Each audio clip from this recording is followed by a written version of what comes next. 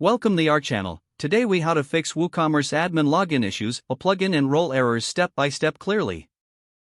To resolve WooCommerce admin login issues, start by checking your user roles. Log into your website's dashboard using an FTP client or your hosting control panel. Navigate to the WP Contents/Plugins directory. Locate the folder for your WooCommerce plugin. Rename the WooCommerce plugin folder to something like WooCommerce old. Now, attempt to log in to your WordPress admin area. If you're able to log in successfully, the issue likely relates to the WooCommerce plugin.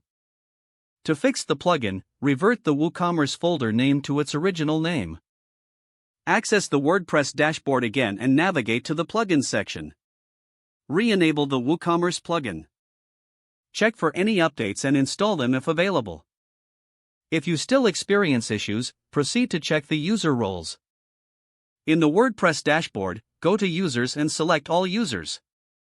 Identify the user account and check if it has the correct role assigned. If necessary, change the user role to Administrator. Save your changes and attempt to log in again. If login issues persist, you may need to check for conflicting plugins. Access the WP Contents/Plugins directory again. Rename each non-WooCommerce plugin folder one by one. Attempt to log in after each rename to isolate the conflicting plugin. Once you find the conflicting plugin, consider finding an alternative or reaching out to its support. If no conflicts are found, consider reinstalling WooCommerce. Download the latest version of WooCommerce from the official WordPress repository. Upload the new plugin files via FTP. Activate the plugin from the WordPress dashboard. Test the login once more.